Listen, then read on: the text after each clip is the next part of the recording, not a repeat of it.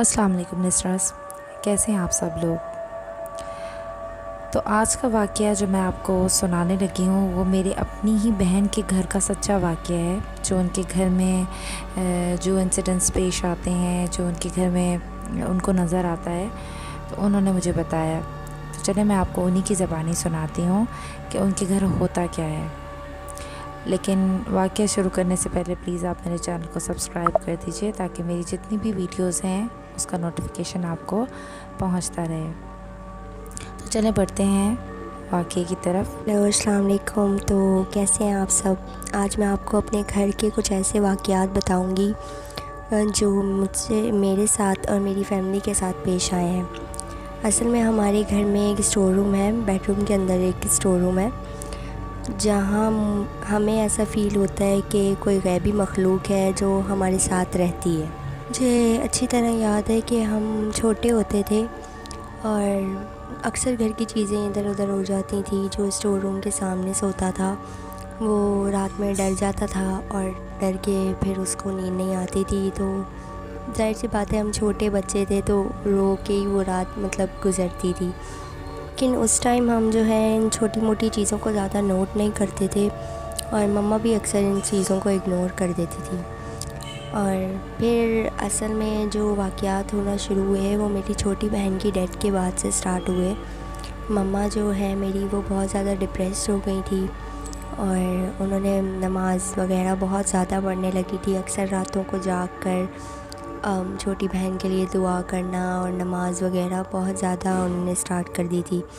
तो उन्होंने देखा कि एक रात में वो नमाज़ पढ़ रही थी और नमाज़ पढ़ते हुए वो बहुत ज़्यादा रो रही थी। तो स्टोर रूम से जैसे हमारी जो फैमिली है, रिलेटिव्स हैं, उनके जितने भी लोग जैसे डेथ हो गई होती है लोगों की, तो वो जो है बहुत ज़्यादा तादाद में हमारे स्टोर से जैसे वो बाहर आ रहे हैं और उनके हाथ में एक छोटी सी थैली है। बिल्कुल स्मॉल साइज़ की जो शॉपर होती है वो है उनके हाथ में। और जैसे हम नमाज़ में, वैसे तो हम नमाज़ पढ़ रहे होते हैं लेकिन अक्सर ऐसा होता है कि आगे पीछे जो हो रहा होता है वो महसूस हो रहा होता है।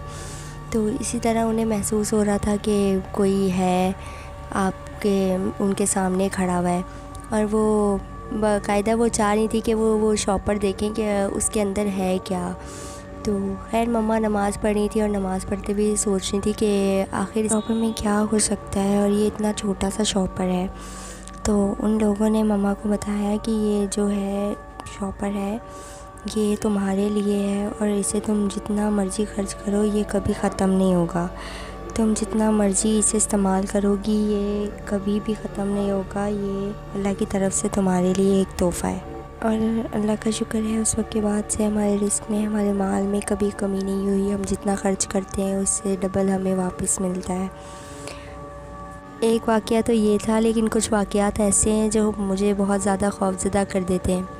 एक रात मैं अपने बेडरूम में सो रही थी तो मैंने देखा कि बराबर में एक औरत है वो मेरे साथ ही लेटी हुई है और बाकायदा वो मुझे घूर रही है और काफ़ी देर तक वो जो है मेरे साथ ही लेटी रही और मुझे घूरती रही और मैंने महसूस किया उसे बाकायदा।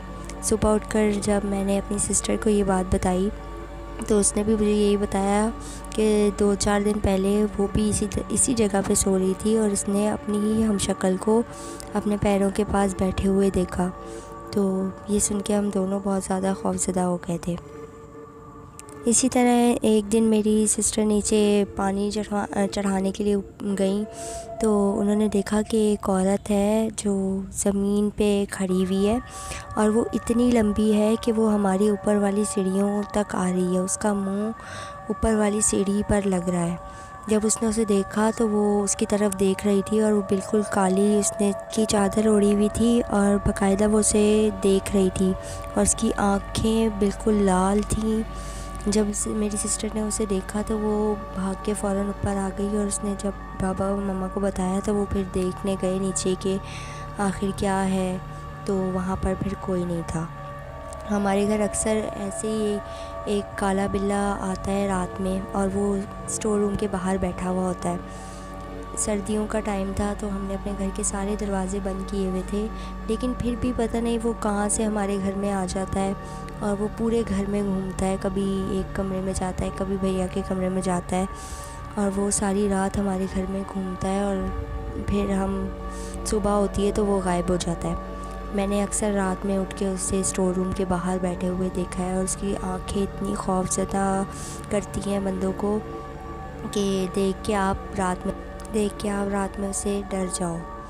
इतना वो डरावना सा बिल्ला है। वो पता नहीं कहाँ से आता है, वो रात में हमारे घर ज़रूर आता है। ये थे कुछ वाक़यात हमारे घर के। और मैं आपको ये बात बताती चलूँ कि जितने भी वाक़यात होते हैं ये जब हम अकेले होते हैं तब हमारे साथ तो होते हैं। जैसे मैं अगर अकेली बैठी हुई हूँ तो मेरे साथ ये सब होता है, लेकिन अगर हम पूरी फैमिली एक साथ बैठे हुए हों तो कभी हमारे साथ ऐसा नहीं हुआ। और ज़्यादातर ये वाक़यात अंधेरे में होते हैं, जब हम अपने घर की सारी लाइटें बंद कर दें तब ये ज़्यादा होते हैं हमारे घर में। अगर ऐसे वाक़यात आप लोगों के घर में भी पेश आते हैं तो आप लोग भी अपने घर में नमाज रोज़े की पाबंदी करें और ओके, अल्लाह हाफ़िज़ और अपना ख़याल रखें। तो लिसनर्स, ये था हमारा आज का सच्चा वाक़या। और अगर आपके साथ भी इस तरह का कोई भी इंसिडेंस पेश आया हो या आपके पास भी कोई आपकी स्टोरी हो तो प्लीज़ आप मेरे साथ ज़रूर शेयर करिएगा।